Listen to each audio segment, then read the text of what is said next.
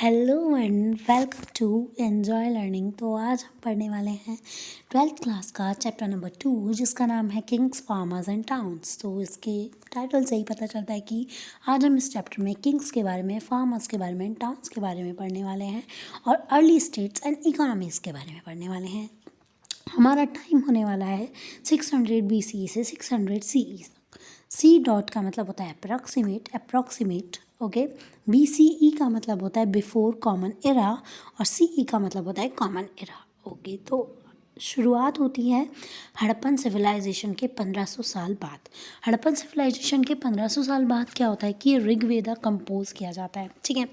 Rigveda compose किया जाता है, कहाँ पे कंपोज किया जाता है, किन लोगों के द्वारा कंपोज किया जाता है? Indus valley and Indus and tributaries पे जो लोग रहते थे उन लोगों के द्वारा, ठीक है। और क्या क्या चीज़ें होती है, देखो ऋग्वेदा कंपोज हो गया और एग्रीकल्चर सेटलमेंट्स हो जाते हैं, एग्रीकल्चर सेटलमेंट्स होने लग जाते हैं और पास्टोरल सोसाइटीज़। अभी एग्रीकल्चर सेटलमेंट्स कहाँ पे होने लग जाते हैं? नॉर्थ इंडिया में, डेक्कन प्लेट्यू के एरिया में, कर्नाटका में, ओके। और pastoral society populations, pastoral population होती है जो कि किसी गाय भैंस वगैरह को पालने वाली चीज़, डोमेस्टिकेशन वाली, जो जो एनिमल्स को चराने वाले जो सोसाइटीज़ होती है, जो पॉपुलेशन होती है, ओके। और मेगालिथ्स का लिटरल मीन होता है, मेगा मीन्स बड़े, लिथ्स मतलब पत्थर, ओके। बड़े बड़े पत्थर जो कि डेथ कंपोज के, मतलब कि new modes of disposal of death including the making of elaborate stone structure known as megaliths, okay. जैसे कि मान लो कि यहाँ पे हमने किसी के डेड बॉडी को डिकम्पोज किया है, डिस्पोज किया है, तो फिर उसके ऊपर क्या किए जाते थे? बड़े बड़े वो रख दिए जाते थे पत्थर, ठीक है। और उनके साथ क्या मिले हैं? आयरन के टूल्स और वेपन्स मिले हैं। मतलब कि हड़प्पन सिविलाइजेशन में जिसके आयरन का बिल्कुल भी यूज़ नहीं था, लेकिन उसके 1500 ईयर्स बाद आयरन का इस्तेमाल होने लगा, उसके टूल्स और उसके वेपन्स बनने लग गए हैं, ठीक है। फिर उसके आगे हम लोग पढ़ते हैं कि 6th सेंचुरी में क्या होता है। 6th सेंचुरी में क्या होता है कि नए नए अर्ली स्टेट्स जो हैं वो इमर्ज होने लग जाते हैं, एम्पायर्स, किंगडम्स इमर्ज होने लग जाते हैं। इससे कि क्या होता है कि पॉलिटिकल प्रोसेस में काफ़ी चेंजेस आते हैं और भी बहुत सारे सोशल चेंजेस आते हैं, पॉलिटिकल इकोनॉमिक चेंजेस आते हैं। अब एम्पायर्स और किंगडम्स क्या होते हैं? एम्पायर होता है पूरा बड़ा एम्पायर और किंगडम होते हैं उसके अंदर छोटे छोटे किंगडम्स एक बेसिकली एक किंग का राज, और एम्पायर मतलब कि एक काफ़ी बड़ी, ओके।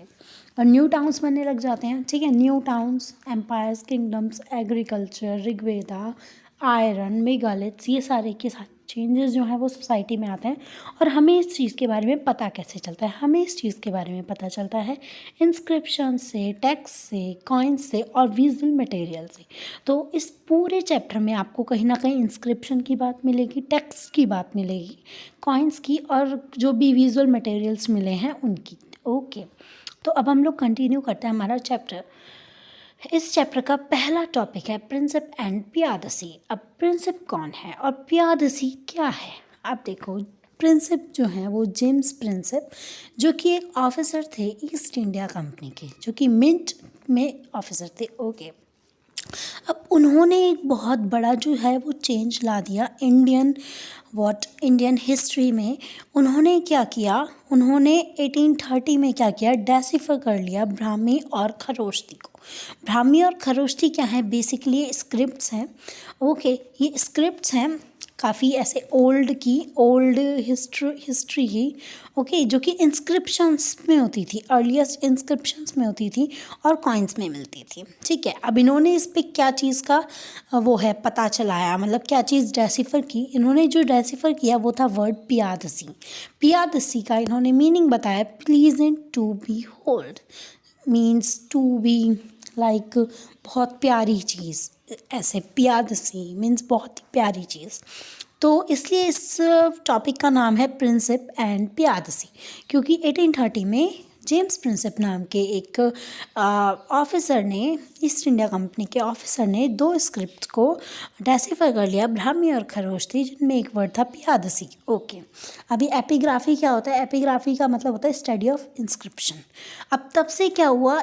एपिग्राफी शुरू हो गई, मतलब कि इंस्क्रिप्शन की स्टडी शुरू हो गई, ओके, क्योंकि उन्होंने डेसिफर कर लिया था कि ये कौन सी लैंग्वेज है।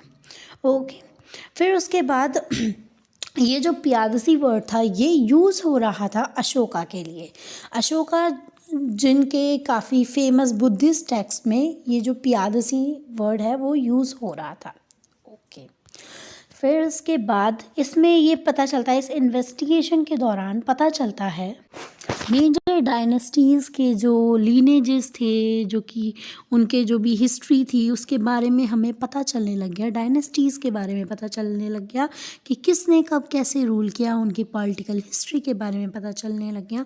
और सब्सिक्वेंटली हमें ये भी पता चलने लग गया कि कुछ ना कुछ तो कनेक्शन थे, किस में, पॉलिटिकल हिस्ट्री में और इकोनॉमी में, सोशल डेवलपमेंट में, पॉलिटिकल चेंजेस में। ओके, ये काफ़ी डेवलपमेंट काफ़ी ऐसे रिलेटेबल थे कि मान लो कि कोई भी ऐसे पॉलिटी में कोई भी इंसान आया, ठीक है, अब वो क्या किस चीज़ में चेंज करेगा, इकोनॉमी में चेंज करेगा, और इकोनॉमी में जो चेंजेस होंगे वो सोशल डेवलपमेंट में भी दिखाई देंगे। ठीक है, तो ये हमें पता तो चल गया, लेकिन ये हमेशा पता चलाना इतना सिंपल और डायरेक्ट नहीं है जितना कि कहना सिंपल है। ठीक है, अब इसमें सिंपली यही दिया हुआ है कि इंस्क्रिप्शंस क्या होते हैं। इंस्क्रिप्शंस होते हैं सिंपली किसी भी हार्ड सरफेस पे एनग्रेव की हुई, मतलब गोदी गई चीज़ को किसी भी हार्ड सरफेस पे, उसको इंस्क्रिप्शन कह देते हैं, जो कि काफ़ी टाइम तक रहती हैं, इसलिए हमें ये एविडेंसेस मिले हैं। ओके, तो early states, the earliest states, the 16 mahajanapadas, the word itself describes mahajanapadas. महा मीन्स कि बहुत ऐसे बड़ी जनपदास जिनके पास वो काफ़ी पावरफुल जनपदास थी। जनपदास इज़ बेसिकली थिंग जहाँ पे जनपदा वो चीज़ें होती हैं जहाँ पे जन मीन्स पॉपुलेशन अपना जो पैर रखते हैं, मीन्स जहाँ पे पॉपुलेशन रहती है उसको जनपदा बोलते हैं। Means the land where the jana sets is foot और सेटल्स। ओके, जहाँ पे लोग रहते हैं उसको जनपदा बोलते हैं, लेकिन जहाँ पे लोगों के ऊपर कोई ऐसे किंग या कोई भी रूल करता है उसको, या फिर बहुत सारे लोग जो एक साथ रहते हैं उसको महाजनपदा बोलते हैं। ठीक है, अब मेजरली कितनी जनपदास थी? महाजनपदास थी, 16 महाजनपदास थी, जिसमें से हम लोग आज मेजर चीज़ों के बारे में पढ़ने वाले हैं। ओके, तो हमें महाजनपदास के बारे में पता कहाँ से चलता है? देखो, जैसे कि मैंने शुरू में ही बता दिया था कि हमें बहुत सारी क्या मिले, इधर तो आयरन का यूज़ था, तो फिर इंस्क्रिप्शंस, ओके, और कॉइनेज थी। कॉइनेज मतलब कॉइन्स की शुरुआत हो गई थी, और जो कॉइन्स पे लिखा हुआ होता है, कॉइन्स पे जो एनग्रेव होता है, उससे हमें बहुत सारी हिस्ट्री का पता चलता है। और टेक्स्ट से पता चलता है, टेक्स्ट किसने लिखे हैं, वो बुद्धिज़्म और जैनिज़्म का जो है वो यहाँ पे विकास हुआ है, मतलब ऐसे ग्रोथ हुई है बुद्धिज़्म और जैनिज़्म की। और उनके जो टेक्स्ट थे उनसे हमें पता चलता है कि 16 स्टेट्स थे जो कि महाजनपदास के नाम से जाने जाते थे। वज्जी, मगधा, खोसला, कुरु, पांचाला, गांधारा, अवंती। इनमें से बहुत सारे नाम जो हैं वो आपको सुने लग रहे होंगे, जैसे वज्जी, मगधा और कुरु, पांचाला, गांधारा। देखो, मगधा तो मौर्यन वाले थे। वज्जी वो था जिसमें कि वज्जी एक संघ होता था, जिससे कि जो वो हैं महावीरा और गौतम बुद्धा, ये वज्जी संघ के हैं। ठीक है, और कुरु कौरव पांडाल वाले, पांचाला एंड यस गांधारा, ये सब कुछ वो उसमें है महाभारत वाले में सीन। ओके, तो ये जो हैं ये मेजरली ये कुछ महाजनपदास थी, मतलब कि ये कुछ नाम हैं जो कि काफ़ी फेमस थे। ओके, तो इसमें महाजनपदास में, अब महाजनपदास तो हो गए, अब इसमें रूल कौन करता था? अब कईयों में क्या था कि एक ही किंग रूल करता था। अब कईयों में क्या थे, गण और संघ थे, जिसमें ऑलिगार्कीज था। ऑलिगार्कीज मतलब कि पावर शेयर्ड होती थी नंबर ऑफ मैन में, मतलब बहुत सारे जो लोग थे उसमें एक राजा नहीं थे, राजाज जो रूल करते थे। जैसे कि वज्जी संघ हो गया, वज्जी जो संघ था उसमें ऐसे एक राजा नहीं था, उसमें बहुत सारे राजा थे। देखो, जैसे कि बहुत Mahavira and Buddha belong to the ganas in instances as a case Vajji sangha. देखो, जैसे कि वज्जी संघ, आई होप आपको समझ में आ रहा होगा कि कुछ महाजनपदास पे एक ही आदमी रूल करता था, लेकिन कुछ पे बहुत सारे लोग रूल करते थे, जिनको गण या संघ बोलते थे। ठीक है, इसमें तो एक ही आदमी, जैसे मगधा में एक ही आदमी, और वज्जी में बहुत सारे लोग मिलके रूल करते थे। और वज्जी से ही कौन थे? महावीरा और बुद्धा थे। ओके, बस इसमें सिंपली यही बात की गई है। ठीक है, फिर उसके आगे हम लोग पढ़ते हैं कि महाजनपदास की क्वालिटीज़ क्या क्या थी। देखो, तो जो महाजनपदास में मेजरली क्या होता था कि एक कैपिटल सिटी होती थी। हर एक महाजनपदा की एक कैपिटल सिटी होना बहुत ही ज़रूरी होता था। ठीक है, कैपिटल सिटी वो भी फोर्टिफाइड, मतलब वो ऐसे किलेबंद होती थी, पूरी की पूरी किलेबंद। ऐसे पूरा किला है ये, इसमें ये कैपिटल सिटी है, इसमें पूरे में किला किला किला। ठीक है, किलेबंद जो है वो कैपिटल सिटी होती थी। और आर्मीज़ होती थी उनके पास, अपनी ब्यूरोक्रेसीज़ होती थी। ब्यूरोक्रेसीज़ मतलब कि जो लोग साथ में मिलके उनका वो करते हैं, मतलब कि ऐसे एक राजा है, उसको साथ देने वाले, हर एक लॉ वगैरह बनाने में साथ देने वाले, वो ब्यूरोक्रेसीज़ हो गए। ठीक है, यही होते थे। अब इनका रूल कैसे होता था? देखो, जो ब्राह्मण्स ने क्या शुरू कर दिया उस टाइम पे, धर्मसूत्रास जैसे संस्कृत टेक्स्ट जो है वो लिखना शुरू कर दिए ब्राह्मण्स ने। तो उन्होंने क्या किया, रूलर्स के लिए कुछ नॉर्म्स बना दिए कि तुम्हें ये चीज़ें फॉलो करनी पड़ेंगी। अब उनको क्या क्या चीज़ें फॉलो करनी पड़ेंगी? देखो, सबसे पहले तो रूलर को क्या होना ज़रूरी था? क्षत्रिय जो रूलर को होना ज़रूरी था, वो क्या करता था? टैक्स कलेक्ट करता था। ये काफ़ी नॉर्मल सी बेसिक सी चीज़ें हैं, जो कि ऑब्वियस सी बात है, हर किसी को पता होगी कि भाई एक राजा का काम क्या होगा? टैक्स कलेक्ट करना होगा। ठीक है, टैक्स कलेक्ट करना होगा कल्टीवेटर्स से, ट्रेडर्स से, आर्टिसंस से, जो भी उसके जो भी सिटी में जो भी लोग होंगे उन सबसे वो टैक्स कलेक्ट करेगा। और फिर उसके बाद और क्या करेगा वो? और अपने नेबरिंग स्टेट्स पे क्या करेगा? इसको लेजिटिमेट मान दिया था कि रेड करना, मतलब कि रेड करना किसके लिए? वेल्थ एक्वायर करने के लिए, रेड मारना। ठीक है, जैसे कि राजा को मान लो कि अपने लोगों से तो उसने कर इकट्ठा कर लिया, लेकिन अब उसे और भी वेल्थ की ज़रूरत, तो वो क्या करेगा कि उसके आसपास और भी यहाँ पे ऐसे और भी राजे हैं, तो वो जो भी उसको वीक लगेगा उसके ऊपर क्या कर देगा? वो रेड मार देगा। ठीक है, आर्मीज़, अपनी स्टैंडिंग आर्मीज़ रखना, मेंटेन करना, रेगुलर ब्यूरोक्रेसीज़ को मेंटेन करना। ये ब्राह्मण्स ने क्या बना दिए? कुछ रूल्स बना दिए कि एक किंग को ऐसे ऐसे होना ज़रूरी है। तो क्या क्या हो गया? एक तो एक महाजनपदा में क्या होती थी? एक कैपिटल सिटी होती थी, वो भी फोर्टिफाइड होनी ज़रूरी थी।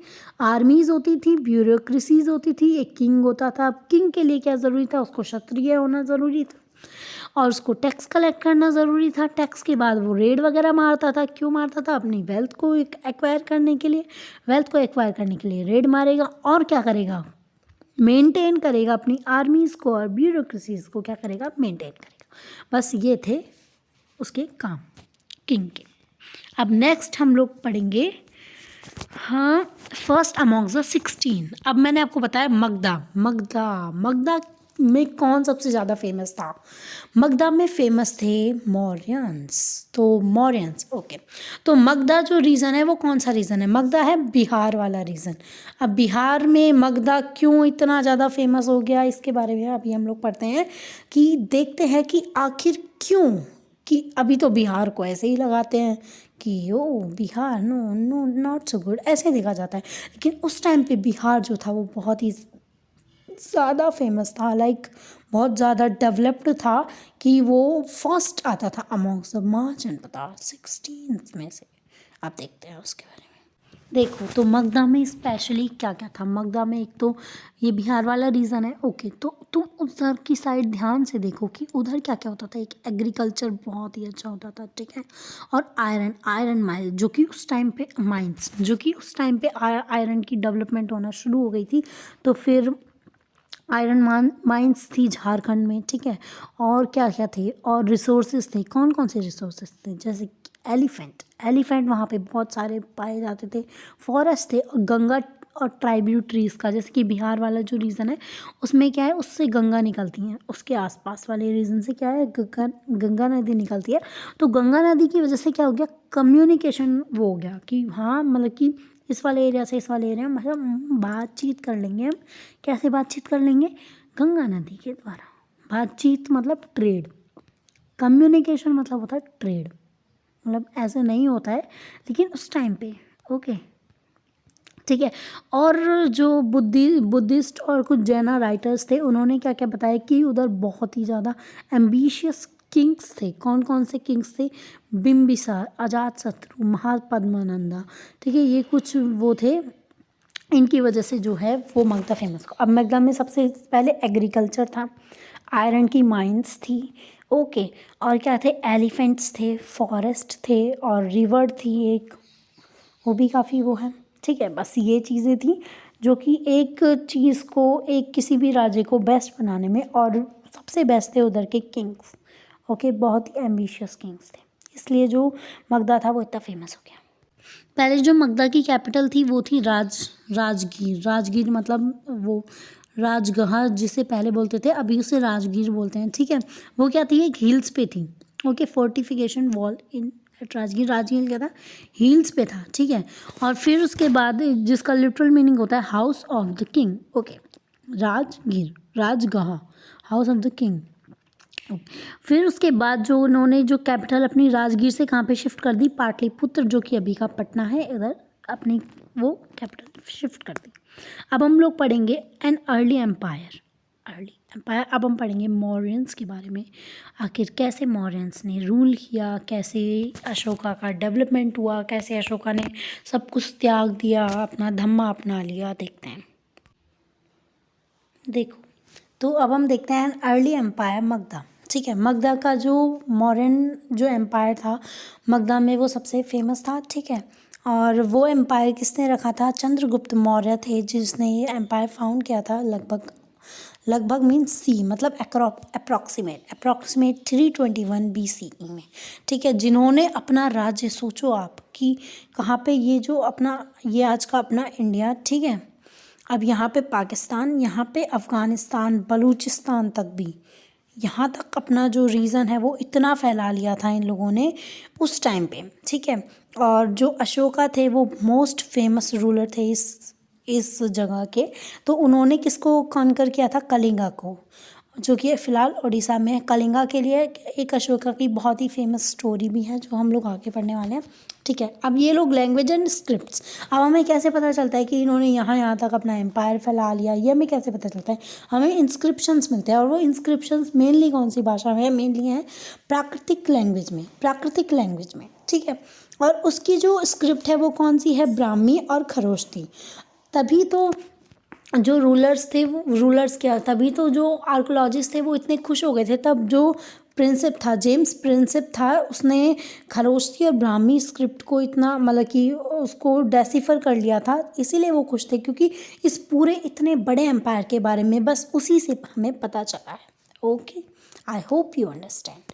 और फिर उसके बाद, अब ये तो है नहीं कि भाई ये लोग इधर इंडिया में है तो फिर प्राकृतिक में ही पढ़ा दिया, प्राकृतिक लैंग्वेज का यूज़ कर लिया। लेकिन तब ऐसे नॉर्थ वेस्ट की साइड, तब जैसे जैसे ये लोग बढ़ते गए तो वहाँ पे इनके जो इंस्क्रिप्शंस मिलते थे वो अरेमिक और ग्रीक लैंग्वेज में मिलते थे, ठीक है। अरेमिक और ग्रीक लैंग्वेज में, जहाँ पे अफ़गानिस्तान बलूचिस्तान वाला रीजन हो गया ना, उसमें उनकी भाषा में इंस्क्रिप्शंस लिखते थे, और इंडिया में प्राकृतिक लैंग्वेज में लिखते थे इंस्क्रिप्शंस। देखो, अब हमें finding out about the Mauryans, हमें मौर्यंस के बारे में कहाँ कहाँ से पता चलता है? देखो, एक तो आर्कोलॉजिकल फाइंड्स थी। कौन कौन सी फाइंड्स थी? जैसे कि स्कल्पचर्स, ओके। फिर उसके बाद हमें पता चलता है मेगास्थनीज एक जो थे वो ग्रीक एम्बेसडर थे, जो कि चंद्रगुप्त मौर्य के कोर्ट में आए थे, ओके। तो उनकी जो बुक थी एक इंडिका से हमें पता चलता है इस मॉडर्न एम्पायर के बारे में। उन्होंने डिस्क्राइब किया कि कैसे कैसे इतना बड़ा राज्य है और उसमें कैसे कैसे राज होता था। और अर्थशास्त्र जो कि लिखी थी कौटिल्य और चाणक्य, मतलब कि एक ही इंसान है जिसके दो नाम है। ये भी मिनिस्टर थे कहाँ के? चंद्रगुप्त मौर्य के, ओके। किस से हमें पता चल रहा है? एक तो आर्कोलॉजिक फाइंड जैसे स्कल्पचर्स से, और मेगास्थनीज की बुक इंडिका से, ओके। और अर्थशास्त्र जो कि बुक थी किसकी? कौटिल्य और चाणक्य की। ये दोनों कहाँ पे रहते थे? चंद्रगुप्त के मिनिस्टर, ये तो मिनिस्टर थे चाणक्य तो, और ये उसके कोर्ट में आए थे, ठीक है, ग्रीक एम्बेसडर थे। ओके, और बुद्धिस्ट और जैना के जो पुरानिक लिटरेचर हैं उनसे पता चलता है, संस्कृत लिटरेरी वर्क से हमें पता चलता है, अशोक के इंस्क्रिप्शन से पता चलता है, पिलर्स से पता चलता है, रॉक्स पे जो उन्होंने गुदवाए हैं पिलर्स, जैसे कि ये अभी भी हमारा वो है द लायन कैपिटल अशोक स्तंभ, जो कि अभी भी इसकी बहुत ज़्यादा जो है वैल्यू है जो करते हैं लोग मीन्स अपने इंडियंस। ओके, तो ठीक है। ओके, अशोक स्तंभ भी यहाँ से ही देखा है हमने, यहीं से हमें मिला है। हाँ, तो हमें कहाँ से पता चल रहा है इसके बारे में? हमें इसके बारे में पता चल रहा है मेगास्थनीज की बुक से, इंडिका से, अर्थशास्त्र से, बुद्धिस्ट और जैनीज़ के उससे लिटरेचर थे, संस्कृत लिटरेचर से, इंस्क्रिप्शन से, रॉक और पिलर्स में जो लोग इंस्क्रिप्शंस ये लोग उद्वाते थे उससे। अब देखो, अब अशोका जो थे वो फर्स्ट रूलर थे जिन्होंने इंस्क्राइब किया किसी भी अपने मैसेज को सब्जेक्ट्स के लिए, ऑफिशियल्स के लिए स्टोन सरफेस पे। मतलब कि ये क्या करते थे कि अपना मैसेज जो है वो स्टोन पे तभी तो हमें मॉरियंस के बारे में इतनी सारी जानकारी मिली है कि ये लोग क्या करते थे कि अपना मैसेज जो भी देना है हमें जनता को देना है या फिर ऑफिशियल्स को देना है, अपने काम कर रहे लोगों को देना है, तो वो क्या करते थे, एक पिलर पे गुदवा देते थे उस मैसेज को। तो फिर ठीक है भाई, पॉलिश पिलर्स पे या फिर रॉक्स पे गुदवा देते थे।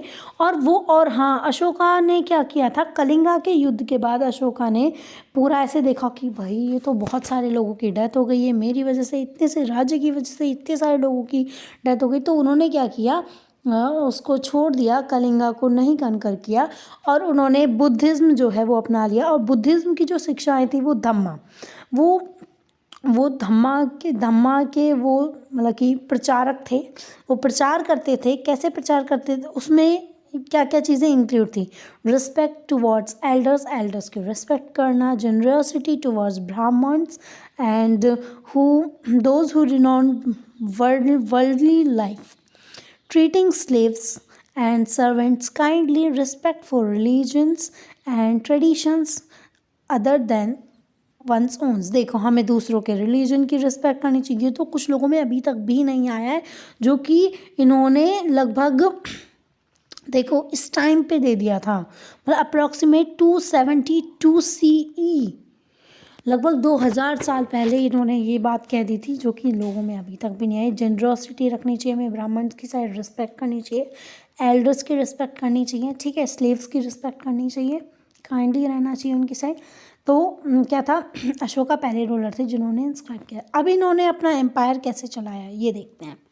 देखो, अब इन्होंने इतना वास्ट जो है एम्पायर कॉन्कर कर लिया था, पूरा अफ़गानिस्तान बलूचिस्तान से पूरा जो है डक्कन प्लेट्यू तक का, लास्ट तक का पूरा इंडिया कॉन्कर किया था। तो फिर इसमें ये लोग कैसे अपना एडमिनिस्ट्रेशन करते थे, कैसे वो राज करते थे। देखो, अब इन्होंने क्या किया कि पाटलिपुत्र तो इनकी वो थी, कैपिटल थी, पहले राजगृह, फिर पाटलिपुत्र कर ली, ठीक है। फिर उसके अलावा इन्होंने कुछ प्रोविंशियल सेंटर्स खोल लिए, ठीक है, मतलब रख लिए। कौन कौन से, तक्षशिला, उज्जैनी, तोशाली, स्वर्णगिरी, ये कर्नाटका की है, ठीक है। तो फिर ये कुछ जो 5 हैं, सॉरी, ये 5 चीज़ें हैं, जैसे कि 4 तो ये प्रोविंशियल सेंटर्स हो गए और एक पाटलिपुत्र, ये 5 मेजर जगह थी जिन पे जो है इनका राज ज़्यादा था। अब ये हमें कैसे पता चलता है कि अशोक के जो है इंस्क्रिप्शंस मिले हैं हमें यहाँ पे, ठीक है। अब देखो भाई, इतना बड़ा राज्य है, ठीक है, अब उस पूरे पे तो ये लोग कनकर कर नहीं सकते थे, तो फिर ऐसा माना जाता है कि इस पूरे राज्य पे करने के लिए इन्होंने अपने प्रोविंशियल सेक्टर्स रख लिए हैं। देखो, आप इनकी हाई मतलब दूरी से ही पता है, तक्षशिला, उज्जैनी, पाटलिपुत्र, और कर्नाटका में यहाँ पे कहीं स्वर्णगिरी। ओके, तो देखो कर्नाटका में क्यों रखा गया होगा, ये तो ऑब्वियसली बात है कि ये तो ट्रेड रूट के लिए, कि हाँ भाई ऊपर की साइड तो ये वाला चीज़ राज कर लेगी, यहाँ पे बीच का ये ख्याल रख लेगा ये यहाँ पे, और ये कर्नाटका में गोल्ड तो बहुत ही प्रीशियस है, तो फिर गोल्ड माइंस पे तो हमारा राज रहना ही चाहिए। तो ऐसे ऐसे करके इन्होंने बहुत ही दिमाग के साथ जो है अपना एडमिनिस्ट्रेशन चलाया, ठीक है। आई होप समझ गए होंगे आप। अब हम लोग पढ़ते हैं communication among both lands and river. देखो, अब इतना पूरा लैंड हो गया, अब इसमें भाई साहब इसमें जो है कम्युनिकेट करने के लिए राजाओं को कुछ ना कुछ तो करना ही पड़ता होगा। तो वो लोग क्या करते थे कि अब भाई अब कोई उज्जैन तक्षशिला से मान लो उज्जैन जा रहा है, ठीक है, उज्जैन ही जा रहा है, कोई भी है वो जा रहा है। अब उसके लिए पूरा का पूरा मेंटेन करना पड़ेगा ना कि कैसे कैसे जाएगा, कैसे कैसे क्या है।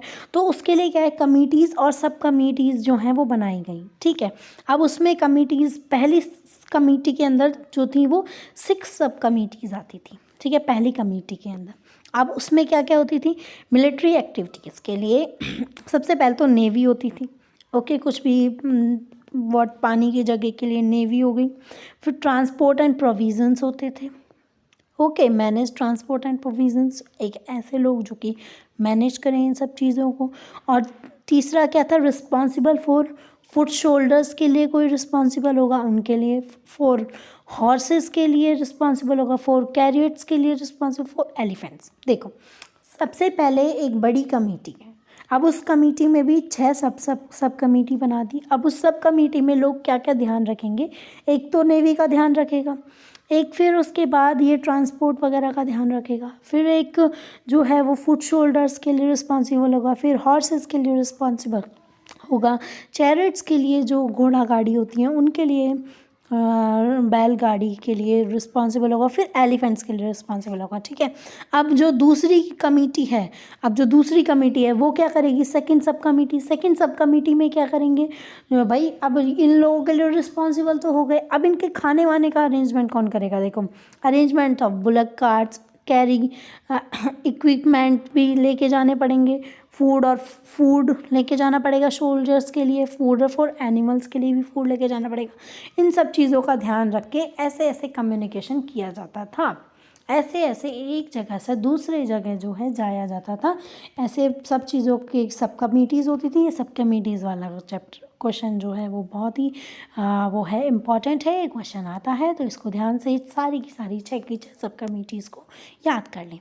तो जैसे कि पहले मैंने बताया था कि जो अशोका थे वो क्या करते थे, बल्कि उनको धम्मा के बारे में विस्तार से सब जगह, धम्मा के जो भी यूनिवर्सल प्रिंसिपल्स थे जो थे धम्मा के, उनको क्या करना था, पूरे अपने साम्राज्य में फैलाना था। तो उसके लिए उन्होंने क्या किया, धम्मा महामत्ता नाम के स्पेशल ऑफिसर्स को अपॉइंट किया जो कि इस मैसेज को क्या करेंगे, स्प्रेड करेंगे। धम्मा महामत्ता क्या थे, ऑफिसर्स थे किसके, अशोका के, जो कि धम्मा के मैसेज को सब पूरे के पूरे राज्य में और भी आसपास के देशों में भी फैलाने का काम करते थे, ठीक है।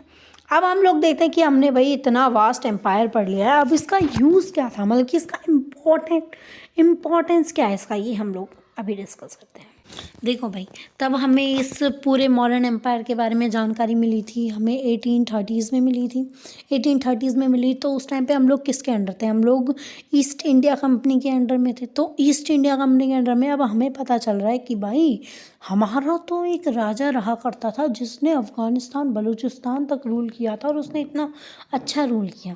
तो उससे क्या होता है, उससे हमें भी ऐसे एक्साइटमेंट हुई, हमें चैलेंजिंग लगा, हमें ऐसा लगा कि वाओ दिस इज़ ऐसी अगर हमारी हिस्ट्री रही है, इतनी अच्छी अगर हमारी हिस्ट्री रही है, तो ऑब्वियस सी बात है भाई हमें मतलब पावर मिल गई एक तरीके से कि हाँ ऐसे होना चाहिए, ऐसे हम लोग अब इनके कब्ज़े में नहीं रह सकते, ऐसे बहुत ऐसे पावरफुल सा लगने लगा ये, ठीक है। और ये जो अशोका थे काफ़ी मतलब कि काफ़ी रूलर्स से अलग थे, जैसे कि बाकी रूलर्स को क्या थे, पावरफुल थे, इंडस्ट्रियलियस थे, मतलब कि ऐसे, ठीक है। लेकिन जो अशोका थे वो हम्बल भी थे, ये काफ़ी कम राजाओं में मिलती है ये वाली क्वालिटी। अशोका हम्बल भी थे, जो कि हमारे उस टाइम पे रूल कर रहे जो भी राजा वगैरह थे उनको इनसे काफ़ी शिक्षा वगैरह मिली, ठीक है। तो अब नेक्स्ट में ये है कि भाई अब ये जो राज्य था, मतलब मॉडर्न एम्पायर था, इन्होंने 150 ईयर्स तक रूल किया। लेकिन अब ऑब्वियस सी बात है भाई, अब पूरे के पूरे इतने बड़े एरिया में अगर ये रूल कर रहा है, एक इतू सा आदमी इतने बड़े एरिया में रूल कर रहा है, भले ही वो यहाँ वहाँ अपने सेंटर्स खूब फैला ले, लेकिन यूनिफॉर्मिटी तो हर जगह नहीं होगी ना। जैसे कि मान लो अफ़गानिस्तान के एक तो हिली एरिया में ये रूल कर रहा है, वही ये नदियों में भी रूल कर रहा है, नदियों वाले एरिया में, प्लेन्स में भी रूल कर रहा है, वहीं ये डेजर्ट में भी रूल कर रहा है। तो फिर भाई एक ही इंसान कितनी कितनी पॉलिसीज़ बना सकता है अलग अलग चीज़ों के लिए। तो यूनिफॉर्मिटी तो नहीं थी, मतलब कि यूनिफॉर्म नहीं था, कंट्रोल वॉज नॉट यूनिफॉर्म। तो फिर क्या होता है कि छोटे छोटे जो थे, छोटे छोटे चीफ्स जो थे, उन्होंने क्या अपना अपना ऐसे ही राज थोड़ा थोड़ा शुरू कर दिया। मतलब छोटे छोटे राजाओं ने, छोटे छोटे वो थे चीफ थे, वो थोड़े बड़े बने बड़े बने, तो ये चीज़ शुरू कर दी। अब देखो, अब यही चीज़ जो है वो अपने नेक्स्ट टॉपिक में है, न्यू नोशंस ऑफ किंगशिप। अभी तक हमने क्या पढ़ा है, अभी तक हमने मॉडर्न एम्पायर्स के बारे में पढ़ा है कि मॉडर्न्स के बारे में हमें कहाँ से पता चला है, कैसे पता चला है, वो लोग कितने पावरफुल थे, कहाँ तक राज कर लिया था उन्होंने। 16 महाजनपदास के बारे में हमने पढ़ लिया है, ठीक है। अब हम लोग पढ़ते हैं चीफ्स एंड चीफडम्स के बारे में। Okay, chiefs and kings in the south. देखो ये जो चीफ्स थे ये कौन कौन ओरिजिन होने लगे साउथ में जो है वो ओरिजिन होने लगे। कौन कौन? चोलास, चेरास एंड पांड्यास इन तमिलगम एक तमिल कंट्री के, मतलब कि जो फ़िलहाल का जो साउथ वाला रीजन है इंडिया के जो फ़िलहाल का साउथ वाला रीजन है उसके लिए यूज़ होता है, जैसे कि तमिलनाडु, केरला और हाँ ये आंध्र प्रदेश को भी इंक्लूड करते हैं। केरला, आंध्र प्रदेश, इन चीज़ों को, इन 3 राज्यों को मिला के ये तमिलगम नाम की, ऐसे तमिलगम कंट्री ऐसे उसको बोलते थे, ठीक है। अब इसमें चोला, चेरा, पांड्या जो थे वो 3 रूल करते थे। अब ये चीफ्स ऑफ चीफडम्स होता क्या है? देखो, चीफ्स जो मेनली वो होते हैं ऐसे पावरफुल लोग होते हैं, ठीक है, पावरफुल लोग होते हैं।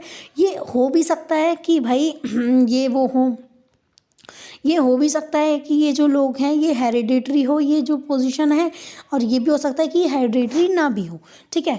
मेनली किसके ऊपर जो है वो डिपेंड करता है, वो उसकी किंग फॉल के ऊपर। किंग फॉल मतलब कि उसके लोगों के ऊपर। जैसे ये चीफ है, अब ये चीफ किस प्रजा का है, मतलब प्रजा, ऐसे प्रजा के ऊपर पूरा डिपेंड करता है कि ये आदमी बनेगा या कोई और बनेगा या फिर इसी का बेटा बनेगा या कौन बनेगा, ठीक है। अब ये लोगों चीफ्स और चीफडम्स की क्या क्या ड्यूटी होती थी, क्योंकि मेजरली बड़ा राजा तो एक ही है अशोक का, ठीक है। अब ये चीफ्स ऑफ चीफडम्स तो छोटे छोटे ऐसे उभर रहे हैं ना, तो इनके क्या क्या काम होते थे? इनके काम होते थे, लीडरशिप करते थे वारफेयर में, ठीक है। वार वगैरह होता है तो वो लीडरशिप कर लेते थे, स्पेशल रिचुअल्स वगैरह कर देते थे कि हाँ मतलब बड़े आदमी को हम लोग सम्मान दे रहे हैं, वो वाली चीज़ हो जाती थी। ये गिफ्ट्स वगैरह कोई लाता था तो वो ले लेते थे, लेकिन ये किंग की तरह नहीं करते थे। जैसे कि किंग टैक्स कलेक्ट कर रहे हैं वैसे टैक्स कलेक्ट नहीं करते थे, ठीक है।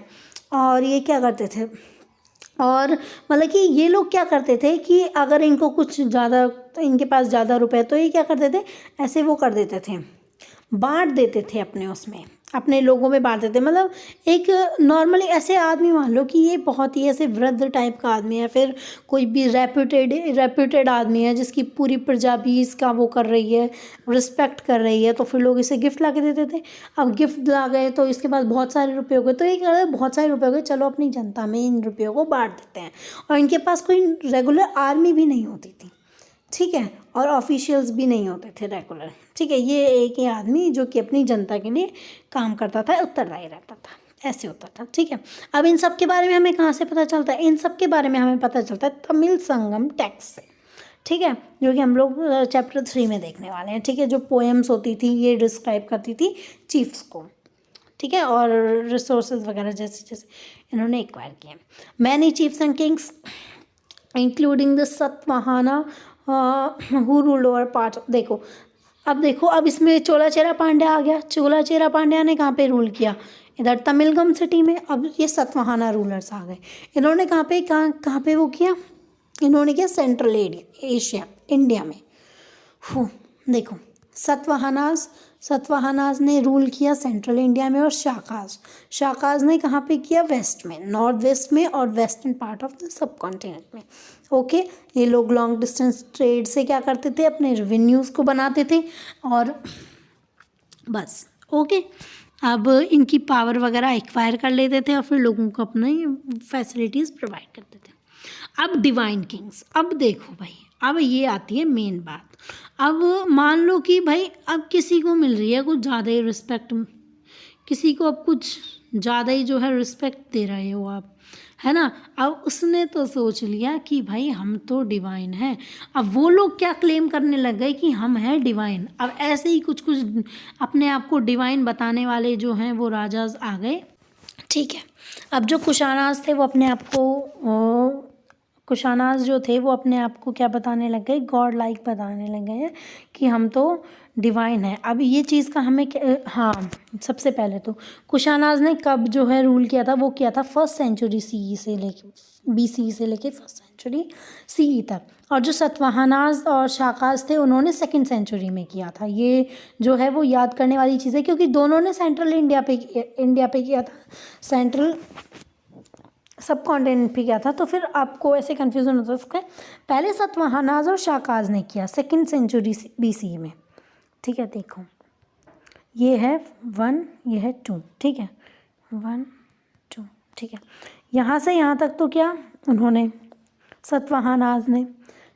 सतवाहनाज और शाकाज ने यहाँ से, और ये वाला जो टाइम पीरियड था और ये वाला टाइम पीरियड था, इस पे उन्होंने किया, ठीक है, कुशानाज ने, है ना। फिर कुशानाज आए, कुशानाज ने अपने आप को डिवाइन बताया। अब ये डिवाइन की चीज़ कैसे पता चलती है, क्योंकि वो लोग, उन लोगों की क्या मिली है, श्राइन मिली है। कहाँ पे, मथुरा में उनकी श्राइन मिली है, और अफ़गानिस्तान में भी उनकी काफ़ी श्राइन्स मिली हैं, जिस पे कि उन्होंने अपने आप को बता रखा है, देवपुत्रा बता रखा है, देवपुत्रा सन ऑफ गॉड, जो कि बेसिकली उन्होंने लिया होगा चाइनीज़ रूलर से लिया होगा, जो कि अपने आप को बोलते थे सन ऑफ हेवन बोलते थे, ठीक है। कैसे पता चलता है, उनकी श्राइन्स पे लिखा हुआ था, उससे हमें पता चलता है, जो कि अफ़गानिस्तान और मथुरा में मिली हैं, कि उन्होंने क्या लिखा हुआ था, देवपुत्रा लिखा हुआ था, ठीक है। अब हम लोग पढ़ेंगे गुप्ता रूलर्स के बारे में। सबसे पहले हमने शाकाज के बारे में, सातवाहनाज के बारे में और कुशानाज के बारे में पढ़ लिया। अब हम लोग पढ़ेंगे गुप्ता एम्पायर के बारे में। गुप्ता एम्पायर कब आया है, गुप्ता एम्पायर आया है 4th सेंचुरी में, ठीक है। अब ठीक है, अब उस गुप्ता एम्पायर के टाइम पे क्या होता है, सामंताज होते हैं। सामंताज कौन होते हैं, जो कि मेंटेन करते हैं लोकल रिसोर्सेज को, और कंट्रोल करते हैं लैंड को, कंट्रोल करते हैं, मिलिट्री प्रोवाइड करते हैं रूलर्स को, ठीक है।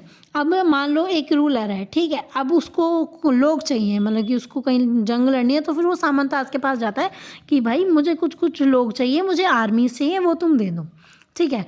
अब मान लो कोई भी रूलर है, उसको क्या चाहिए, अपनी प्रजा के लिए ग्रेन वगैरह चाहिए बहुत सारे। तो जो सामंताज है वो क्या है, बहुत ही अमीर आदमी है, तो उसके पास बहुत सारी लैंड है, लैंड रिसोर्स है, तो वो बहुत सारी चीज़ें उगाता है।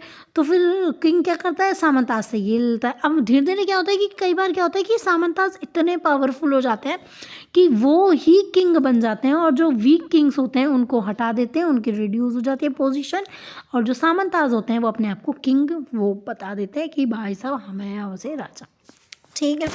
अब उसके बाद हमें गुप्ताज के बारे में, गुप्ताज के बारे में हमें कहाँ से पता चलता है, गुप्ता रूलर्स के बारे में हमें पता चलता है उनके कॉइन्स से, लिटरेचर से, इंस्क्रिप्शन से। और गुप्ताज ने एक बड़ी चीज़ शुरू करी थी, प्रशस्ति। प्रशस्ति मतलब होता है प्रेज, प्रेज, ओके, किंग्स की प्रेज। जो कि क्या करते थे कि एक मान लो ये क्या करते थे कि मान लो कोई भी पिलर बना दिया, या फिर किसी भी रूलर का ऐसे फ़ोटो बना दिया, फ़ोटो मतलब कि ऐसे मेटल से या फिर स्टोन से कोई भी ऐसे पिक्चर बना दी, ठीक है। देखो आपको एक दिखेगा, हाँ। तो फिर उसमें अभी नेक्स्ट पेज पे दिखाएंगे, तो फिर उस पर क्या होता है ठीक है। तो फिर उन प्रशस्तीज में क्या लिखवाते थे, जो किंग्स होते थे वो अपनी प्रेज लिखवाते थे, अपनी तारीफ वगैरह लिखवाते थे, किससे, पोइट से लिखवाते थे, उस पर पोइट्री होती थी। ये देखो, ये कुछ कॉइन्स हैं जो कि कुशानाज ने शुरू करे थे, कुशानाज कॉइन्स हैं, ओके। फिर उसके बाद ये देखो, ये एक पिलर है, जो कि ये पिलर मिला है समुद्रगुप्त का, ठीक है, ठीक है। जैसे कि ये किंग का स्कल्पचर है, ठीक है। अब इसके ऊपर क्या है, प्रेज लिखी हुई है। अब ये जो स्कल्पचर ये किसका है, ये देखो, सबसे ज़्यादा जो फेमस है वो है प्रयाग प्रशस्ति, जो कि है समुद्रगुप्त, ठीक है, समुद्रगुप्त की है, इलाहाबाद पिलर पे जो मिली है, ओके, जो संस्कृत में लिखी गई है, किसके द्वारा, हरिसेन के द्वारा।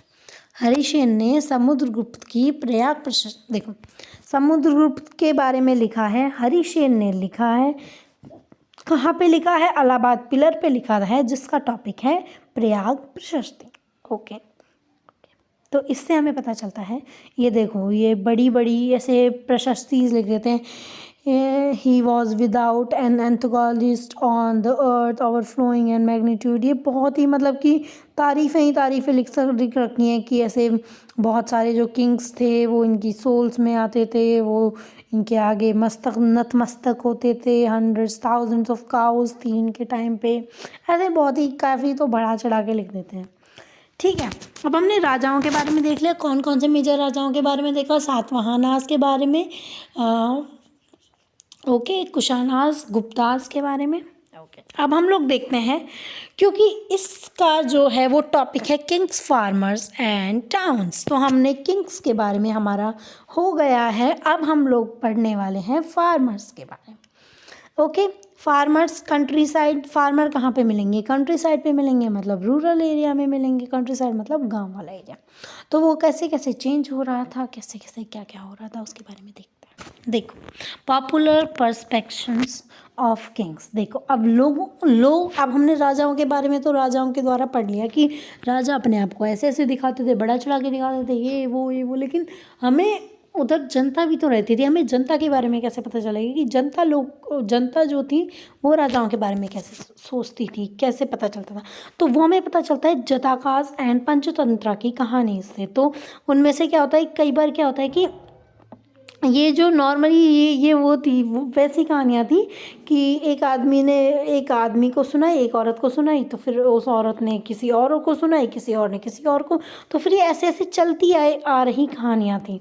ठीक है, इनमें जैसे कि इधर एक एग्जाम्पल दिया हुआ है कि ना एक बार क्या होता है कि एक राजा होता है, वो ऐसे डिस्गाइज करके एक नॉर्मल आदमी बन के ऐसे गाँव में अपने बारे में जानने के लिए चला जाता है। तो फिर उधर उसे पता चलता है कि लोग जो हैं वो हर तरफ हैं जो राजा को कोस रहे हैं कि टैक्सेस बढ़ा दिए, हमारे तो इस बार क्रॉप ही नहीं हुई, हमारे ऊपर रॉबर्स आ गए, रॉबर्स ने ये कर दिया वो कर दिया, हमारे ये नहीं हुआ वो नहीं हुआ। तो हर चीज़ के लिए वो लोग क्या कर रहे थे, राजा को टोक रहे थे, सॉरी, राजा को कोस रहे थे। तो इससे हमें क्या पता चलता है कि लोग जो थे वो राजा से इतने ज़्यादा खुश नहीं थे। क्यों खुश नहीं थे, क्योंकि जो राजा थे वो क्या करते थे, डिमांड करते थे हाई टैक्सेस की। लेकिन जो पीजेंट्स थे उनको क्या लगती थी, ये डिमांड्स बहुत ही ऑप्रेसिव लगती थी कि भाई हम इतना टैक्सेस कैसे चुकाएंगे, हमारे पास तो इतनी सारी वो ही नहीं है। ये सब चीज़ें हमें कहाँ से पता चलती हैं, इतने सारे रुपये ही नहीं है जो हम ये राजा टैक्स मांग रहा है, क्योंकि राजा को उन लोगों के बारे में कुछ पता ही नहीं रहता था। तो फिर वो तो नॉर्मल ऐसे ही टैक्स, हाँ भाई इतना टैक्स लाओ, लेकिन उनके पास होते ही नहीं थे। ठीक है, ये सब हमें पता चलता है जातका स्टोरीज से। ओके, अब हम लोग देखते हैं स्ट्रेटजीज फॉर इंक्रीजिंग प्रोडक्शन। देखो, अब भाई साहब अब क्या हो रहा है कि राजा तो टैक्स की डिमांड कर रहा है, तो फिर लोगों ने क्या सोचा, अब तो प्रोडक्शन बढ़ाना पड़ेगा। अब उन्होंने क्या क्या स्ट्रेटजी जो है वो शुरू करी। अब देखो, प्लग एग्रीकल्चर शुरू कर दिया। भाई साहब हम आप करेंगे प्लग से मतलब कि उससे आयरन के टूल्स वगैरह से एग्रीकल्चर करेंगे अब हम लोग। ठीक है, और उन लोगों ने कौन से एरिया में ये प्लग एग्रीकल्चर होने लगा, गंगा और कावेरी रिवर के अलाइवल रीजन में। ठीक है, फिर उधर क्या हो रहा, उधर पैडी मतलब होता है राइस का प्रोडक्शन बढ़ गया। जैसे कि इससे पहले हमने क्या देखा था कि उसमें हड़प्पा वाले चैप्टर में क्या देखा था कि ना तो आयरन का यूज़ था ना ही राइस था। लेकिन इस टाइम पे क्या हुआ, आयरन का यूज़ और राइस का यूज़ बहुत ज़्यादा बढ़ गया है। लेकिन इसका जो प्रोडक्शन तो हो जाता था, लेकिन जो ट्रांसप्लांटेशन होता था कि इधर से उठा के और फिर इधर जाके उगाओ, ये वो आयरन का जो था वो यूज़ बढ़ गया। लेकिन जो यूज़ था ये सब जगह नहीं बढ़ा, जो कि सेमी एरिड जो रीजन थे, जैसे पंजाब हो गया, राजस्थान हो गया, वो 20th सेंचुरी तक, वो मतलब कि 20th सेंचुरी मतलब 1900 तक भी वो ये चीज़ को अडॉप्ट नहीं कर पाए थे, जो कि उन्होंने काफ़ी पहले कर ली थी। ठीक है, मतलब कि पूरे एरिया में नहीं हुआ था ये चीज़ें गंगा वाले एरिया में हुई, कावेरी वाले रीजन में हुई, लेकिन पंजाब राजस्थान वाले रीजन में नहीं हुई। ठीक है, और जो हिली रीजन थे किसके, अफ़गानिस्तान वाले जो हिली रीजन थे, उनमें क्या होता था, उनमें हो एग्रीकल्चर होता था। कौन सा एग्रीकल्चर होता था, हो एग्रीकल्चर, जिसमें कि उससे किससे हो, मतलब कुल्हाड़ी से, क्योंकि ऑब्वियसली बात है कि प्लग से तो कैसे ही होगा हिली रीजन में। और उधर क्या था अब इरिगेशन के भी जो थे मेथड्स जो हैं वो बढ़ गए थे, कैनाल्स खुल गए थे, टैंक्स, कैनाल्स, वेल्स। ठीक है, इनकी वजह से इरिगेशन जो था वो आसान हो गया था। पावरफुल मैन इंक्लूडिंग किंग्स, कई बार क्या होता था कि ये जैसे कि मान लो कि एक राजा है, तो उसने क्या किया, उसने एक कैनाल बनवाया, ठीक है, उसने एक कैनाल बनवा दिया। तो फिर अब वो अपनी वाहवाही करने के लिए उसको बताएगा भी तो सही, उसने क्या किया, उस कैनाल पे लिखवा दिया कि ये इस राजा ने बनवाया इतने इतने टाइम में, इसकी रिपेयरिंग इतने टाइम में हुई है। जैसे कि हमें इसके बारे में पता चलता है यहाँ पे सुदर्शना लेक के बारे में हमें पता चलता है कि रुद्रमल ने बनवाई, फिर उसके बाद रुद्रमल ने भी बनवाई और गुप्ता डायनेस्टी के भी जो रूलर्स थे उन्होंने भी इसको रिपेयर वगैरह करवाया, तो हमें ऐसे पता चल जाता है, ठीक है। फिर उसके बाद ट्रांसप्लांटेशन क्या होता है, ट्रांसप्लांटेशन का मतलब होता है कि एक रीज़न पे, सॉरी ये इंसान बनाने की क्या आदत पड़ गई, एक रीज़न पे यहाँ पे हमने छोटे छोटे पौधे उगा दिए हैं, ठीक है, उग गए हैं वो, अब वो यहाँ से उखाड़ के हमें कहीं और ट्रांसप्लांट करने हैं, उसे ट्रांसप्लांटेशन बोलते हैं, ठीक है, समझ में आ गया। अब ये देखते हैं कि डिफरेंसेस भी थे क्या रूरल सोसाइटी में, क्या क्या जो है वो डिफरेंसेस थे, ये देखते हैं। देखो भैया, वो भी इसकी बात है कि अगर उनकी अनइवन जो है वो इनकम हो रही है तो फिर अनइवन तो वो होगा ही, मतलब कि ठीक है, अनइवन इनकम हो रही है, बेनिफिट्स अनइवन हो रहे हैं, क्योंकि एग्रीकल्चर जिसका ज़्यादा अच्छा होगा उसको तो ज़्यादा इनकम होगी, ठीक है। अब इससे क्या क्या हुआ है कि डिफरेंसेस आ गए, जैसे कि जो बड़े बड़े वो थे वो तो गृहपति गृहपति जो थे वो कहने लग गए। नॉर्थ में कौन आ गए, गृहपतिज आ गए, ठीक है, गृहपतिज आ गए नॉर्थ में, ठीक है। और जो साउथ में थे, जो हमें संगम टेक्स्ट के बारे से हमें जो पता चलता है, ये काफ़ी इंपॉर्टेंट है, आ जाता है 1 वर्ड्स में। लैंड ओनर्स को क्या बोलते थे, वेलार, प्लगमैन को बोलते थे उजवार, और जो स्लेव्स होते थे उनको अड़ीमाई बोलते थे, ठीक है। हाँ, तो ऐसे ऐसे डिफरेंसेस आ गए हैं। लैंड ओनर्स तो बड़े होंगे जिनकी पूरी लैंड है, अब उन पे जो काम करेगा प्लगमैन, जो भी काम करेगा, ठीक है, जो भी पैसे लेके काम करेगा उसको तो प्लगमैन बोल दे, उजवार बोल दे, वेलार जिसकी लैंड है, उजवार जो काम करेगा, और जो अड़ीमाई वो हो गए जो कि फ्री में काम करेंगे, भाई अब हम तुम्हें खाना पीना दे देंगे, तुम करो फ्री में काम, तुम हमारे स्लेव्स, ओके। अब गृहपति के बारे में यहाँ पे बताया गया है। गृहपति क्या होता था कि एक मास्टर ओनर होता था, मास्टर होता था, फिर हेड होता था किसी भी हाउस होल्ड का, ठीक है, जो कि एक्सरसाइज करता था अपने कंट्रोल को किसके ऊपर, गृहपति, जैसे कि अपने इस टाइम पे होता है ना हाउस ओनर टाइप, मतलब ऐसे, ठीक है।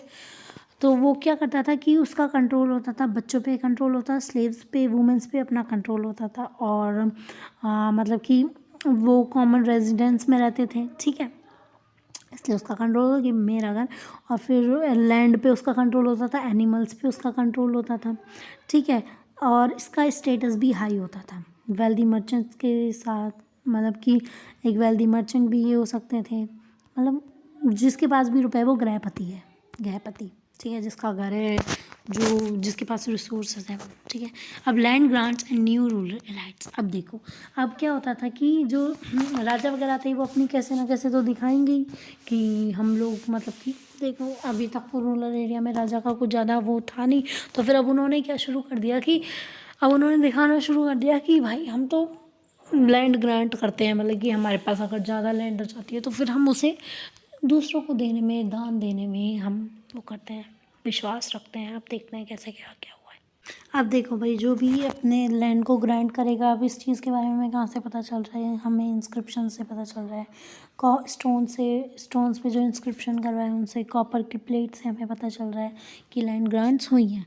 अब वो किस को लैंड ग्रांट्स हुई हैं, देखो, एक तो जो राजा है वो किसको लैंड ग्रांट कर देता था, रिलीजियस इंस्टीट्यूशंस को कर देता था कि भाई तुम मंदिर बना लो, तुम ये कर लो, वो कर लो, ठीक है। फिर उसके बाद ब्राह्मण्स को जो है वो सबसे ज़्यादा लैंड ग्रांट्स होती थी, ठीक है। इंस्क्रिप्शंस जो थे वो मेजरली जो थे वो संस्कृत में लिखे जाते थे, ठीक है। और साउथ में जो है वो लोकल लैंग्वेज में भी जो है इंस्क्रिप्शंस लिखे जाते हैं, तमिल और तेलुगु में भी। अब यहाँ पे देखा गया है कि लैंड ग्रांट करती हैं एक प्रभावती गुप्त नाम की जो क्वीन है वो करती हैं, और जो ये प्रभावती गुप्त है ये किसकी डॉटर है, चंद्रगुप्त सेकंड की डॉटर है, ठीक है, जिनकी शादी हुई है वकाटकास के पावरफुल किंग से जो कि दक्कन के राजा थे, ठीक है। उनके संस्कृत का एक लीगल टेक्स्ट मिला है जिसमें उनके पास पहले क्या होता था कि वुमेन को जो था एक्सेस नहीं था इंडिपेंडेंट सोर्सेज का, लेकिन उन्होंने जो इंस्क्रिप्शन गुंदवाया है उससे पता चलता है कि प्रभावती के पास लैंड्स भी थी और उन्होंने वो लैंड्स ग्रांट भी करी हैं। ये हो सकता है कि ये एक्सेप्शंस हों, क्योंकि एक्सेप्शंस तो हर जगह मिलते हैं, ये उन कुछ रानियों में से थी जिन्होंने राज किया था, ठीक है। तो ये हो सकता है कि हाँ किया हो इन्होंने लैंड ग्रांट, ठीक है। फिर उसके बाद जो वो थे क्या इंस्क्रिप्शंस जो थे उससे हमें किसके बारे में आइडिया लगता है, रूरल पॉपुलेशन के बारे में भी आइडिया लगता है, जिसमें इंक्लूड होते हैं ब्राह्मण्स और पीजेंट्स भी हैं वो जो इंक्लूड होते हैं, ठीक है। देखो कई इंस्क्रिप्शन से हमें ये भी पता चलता है कि उस पे ऐसे लिखा हुआ होता था कि अब से ये तुम्हारे राजा हैं और अब से इनको तुम्हें जो है वो अपने इनका ओबे करना है और अब से इनको जो है अपने ड्यूज़ वगैरह पेमेंट वगैरह इनको करने हैं, ठीक है। अब जो लैंड ग्रांट्स थे ना वो वेरी करते थे, वेरिएशंस थी उनमें किससे, साइज़ के हिसाब से कि भाई जिसके पास ज़्यादा लैंड होगी वो ज़्यादा लैंड देगा, जिसके पास कम होगी वो कम डोनेट करेगा, ठीक है। अब जो हिस्टोरियंस थे ना वो इस लैंड ग्रांट्स को दो टाइप से देखते थे, ठीक है। एक तो ये मानते थे कि हाँ भाई राजा अपनी राजा जो है वो इसलिए मतलब कि इसलिए लैंड ग्रांट्स कर रहा है क्योंकि उसे अपना एग्रीकल्चर बढ़ाना है, कि भाई एक राजा के क्या जो है फोर्ट के अंडर एक वो है ज़मीन है जो कि उसने मान लो एक किसी पीजेंट को दे दी या फिर किसी मंदिर में दे दी, तो फिर उससे क्या होता है डेवलपमेंट ही होता है, ठीक है। ऐसे ऐसे करने के लिए एग्रीकल्चर करवाने के लिए बढ़ाने के लिए जो है वो राजा लैंड ग्रांट करता था। कई लोग ऐसे मानते हैं और कई लोग इसको नेगेटिव मानते हैं। नेगेटिव कैसे मानते हैं कि ये ऐसे सोचते हैं कि जो राजा जो था, जो रूलिंग पावर था वो वीक हो गया, ठीक है। वो वीक हो गया तो फिर वो क्या नहीं करना चाहता था, वीक हो गया तो फिर वो क्या नहीं करना चाहता था, वो सामंताज के अपने कंट्रोल खो रहा था, तो फिर इसलिए उसको लैंड ग्रांट अपनी करनी पड़ी कि भाई उसकी बेइज्जती ना हो जाए, तो इसलिए ठीक है। अब ये प्रभावती गुप्त के बारे में है कि उन्होंने उनकी तारीफ़ है, ये सब कुछ इसमें लिखा हुआ है, ठीक है। हाँ ये एक मेजर चीज़ है, ठीक है। इसमें एक हल्की सी काफ़ी मतलब ये क्वेश्चन आ जाता है कि हर्ष चरित्रा क्या थी, बायोग्राफी थी हर्षवर्धन की, जो कि कन्नौज के रूलर थे, ठीक है। और उन्होंने ये हर्ष चरित्रा किसने लिखी थी, बाण भट्ट थे, संस्कृत में लिखी थी, इनके कोर्ट पोएट थे। बाण भट्ट ने क्या लिखी, हर्ष चरित्रा लिखी, किस में लिखी, संस्कृत में लिखी। वो किसकी बायोग्राफी थी, हर्षवर्धन की बायोग्राफी थी, जो कि कन्नौज के राजा थे। ओके ये है इसमें मेजर चीज, ठीक है, इम्पॉर्टेंट। अब इसके बारे में हम लोग आते हैं यहाँ पे। देखो भाई अब हमारे ये जो लैंड ग्रांट्स वाले जो चीज़ थी उससे हमें रिलेशनशिप पता चल रहा था कल्टीवेटर्स का और स्टेट का पता चल रहा था, लेकिन इसमें भी कई ऐसी चीज़ें हैं जो कि हमें नहीं पता चल रही हैं, आर्टिशंस के बारे में, हंटर्स गैदरर्स के बारे में, मोबाइल सेमी मोबाइल मतलब कि जो इधर उधर घूमते रहते हैं उनके बारे में, शिफ्टिंग कल्टीवेटर्स के बारे में हमें कुछ भी डिटेल जो है वो नहीं मिली है, ये हमें बस कल्टीवेटर्स के बारे में जानकारी मिली है। टाउन्स एंड ट्रेड, क्योंकि ये हमारा चैप्टर है किंग्स, फार्मर्स एंड टाउन्स, तो हमने किंग्स के बारे में देख लिया, फार्मर्स के बारे में देख लिया। फार्मर्स के बारे में क्या देखा कि जो फार्मर्स थे उनमें वो कैसे कैसे इमर्ज हुए, वो रूलर के बारे में क्या सोचते थे, उन्होंने अपनी लैंड ग्रांट्स को कैसे कैसे बढ़ाया है, कैसे कैसे जो है इंक्रीज़ किया, कौन से रीज़न में इंक्रीज़ हुई हैं, और क्या क्या देखा है हमने। और हमने ये देखा है कि उन फार्मर्स के बीच में क्या क्या मतलब क्या क्या सोशल डिफरेंसेस थे, ठीक है। सोशल डिफरेंसेस हमने देख लिया और उनका और किंग का ये देख लिया लैंड ग्रांट वगैरह, ठीक है। अब हम देखते हैं towns and trade, new cities के बारे में, ठीक है। अब न्यू सिटीज़ जो थी जैसे कि हमने शुरू में पढ़ा था 6th सेंचुरी में बहुत सारे महाजनपद आ गए थे, ओके, जिनमें से मेजर जो सिटीज़ थी वो थी पाटलिपुत्र, उज्जैनी। हाँ पाटलिपुत्र किसके लिए फेमस थी, रिवराइन रूट के लिए, क्योंकि उधर गंगा रिवर जाती थी। उज्जैनी जो थी वो लैंड रूट के लिए फेमस थी। पुहार जो था वो कोस्ट था इसलिए फेमस था। और बहुत सारे जो सेंटर्स थे जैसे कि वो कोस्ट के पास थे, सी रूट्स थे इसलिए फेमस हो गए। फिर सिटीज़ लाइक मथुरा में क्या था, कल्चरल पॉलिटिकल एक्टिविटीज़ वगैरह होती थी, ठीक है, इसलिए फेमस थी। मतलब कि ये नाम है न्यू सिटीज़ के। Urban population, elites and craftsman. हम अर्बन पॉपुलेशन के बारे में देखते हैं कि रूरल इलाइट्स जो थी, रूरल जो लोग थे वो लोग कहाँ पे रहते थे, वो लोग फोर्टिफाइड सिटीज़ में रहते थे। अब क्या होता है कि हड़प्पा की तरह हम लोग इस चीज़ को खोद के एनग्रेव करके नहीं निकाल सकते हैं, क्योंकि हड़प्पा वाली जगह पे लोग नहीं रहते हैं, लेकिन इस टाइम पे भी इन सिटीज़ में बहुत सारे लोग रहते हैं। जैसे ये मथुरा में लगा लो, पाटलिपुत्र में लगा लो, बहुत सारी पॉपुलेशन रहती है तो हम नहीं निकाल पाते, तो फिर हमें इनके बारे में पता कहाँ से चलता है, ठीक है।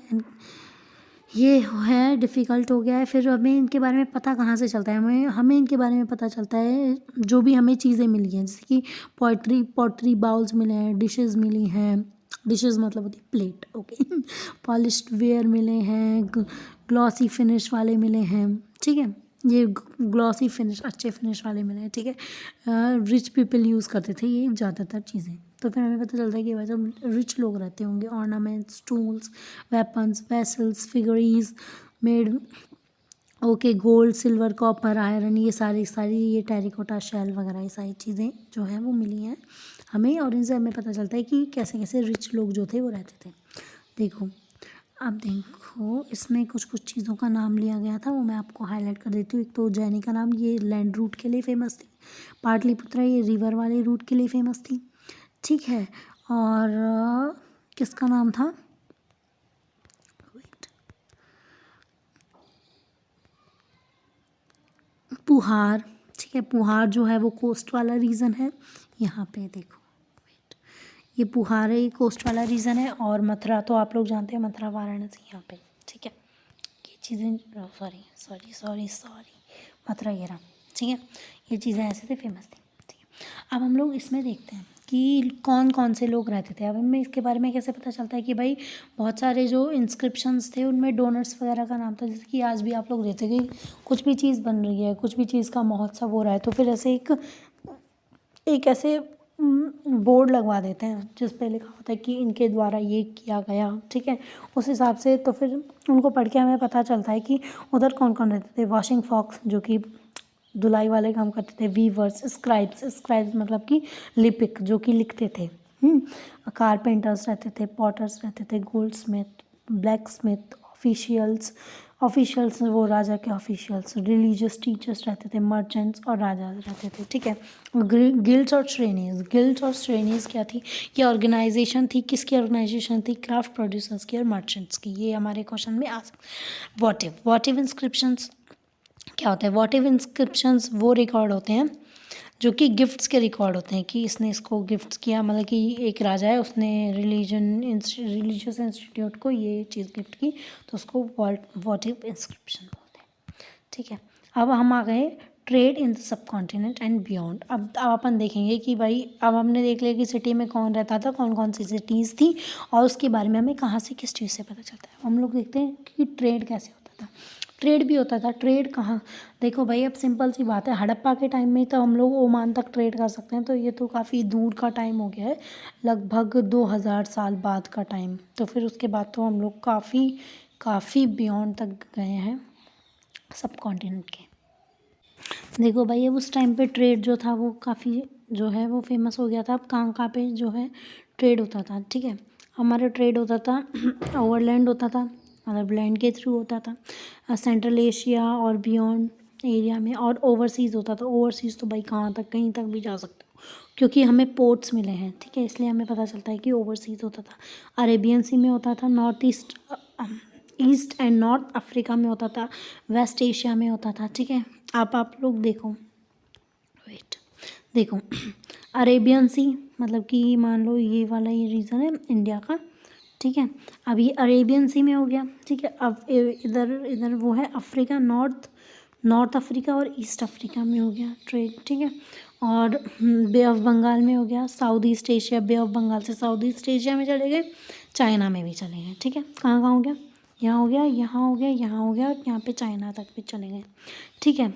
और इन ट्रेड रूट्स पे क्या करते थे रूलर्स जो थे, वो अपना क्या बना लेते थे, प्रोटेक्शन अपना प्रोवाइड करते थे कि हम तुम्हें प्रोटेक्शन कंट्रोल कर लेते थे पहले, तो फिर कहते थे कि हम तुम्हें प्रोटेक्शन प्रोवाइड करेंगे, तुम हमें रुपए देना।